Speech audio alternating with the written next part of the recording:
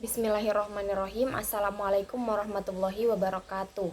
Perkenalkan, nama saya Nur Halisah dari Prodi Bimbingan dan Konseling Islam UINSI Samarinda, semester 4. Di sini saya akan menjelaskan tentang pembelajaran kognitif.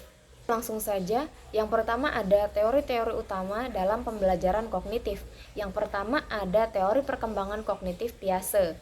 Teori ini menjelaskan tahapan perkembangan intelektual anak dari sensori motorik hingga operasional formal. Contohnya adalah anak usia 7-11 tahun sudah dapat memahami konsep konservasi. Yang kedua ada teori belajar sosial Bandura.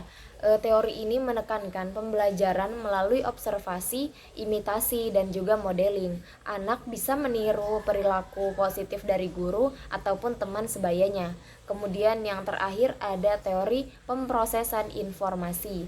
Dalam teori ini menganalogikan pikiran sebagai komputer yang dapat memproses informasi melalui input, proses, dan output.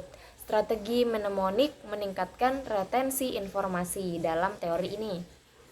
Selanjutnya ada proses kognitif dalam pembelajaran. Yang pertama ada perhatian, memfokuskan sumber daya mental pada informasi tertentu, mengurangi gangguan di kelas agar bisa dapat meningkatkan fokus mahasiswa atau siswa. Kemudian selanjutnya ada memori, proses penyimpanan dan pengambilan informasi. Memori sensorik, ada jangka pendek dan juga ada jangka panjang. Teknik chunking membantu mengingat informasi.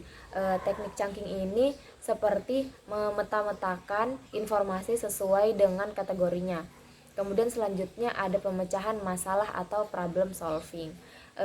Ini menggunakan strategi untuk menemukan solusi seperti algoritma, heuristik, dan analisis means-ends.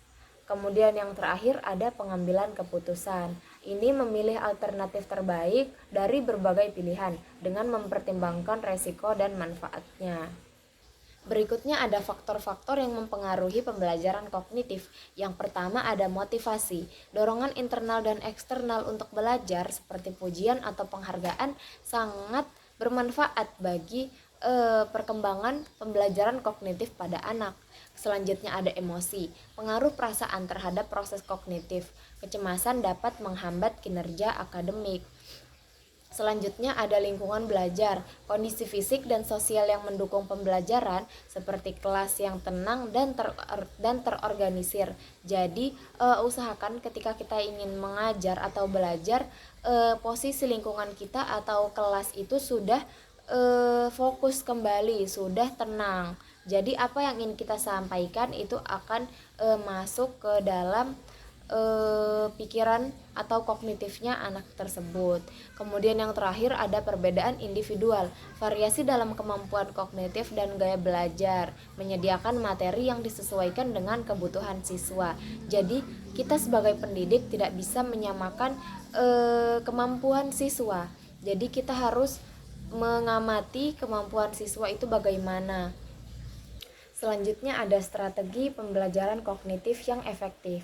Yang pertama ada metakognisi, yaitu kesadaran dan kontrol terhadap proses berpikir sendiri. Kemudian ada elaborasi, menghubungkan informasi baru dengan pengetahuan yang sudah ada. Kemudian yang ketiga ada organisasi, menyusun informasi secara sistematis untuk memudahkan pemahaman. Kemudian yang terakhir ada latihan dan pengulangan. Ini memperkuat memori melalui praktik dan melalui praktik yang berkelanjutan. Baik, sekian apa yang bisa saya sampaikan. Kurang dan lebihnya mohon dimaafkan. Saya ucapkan wassalamualaikum warahmatullahi wabarakatuh.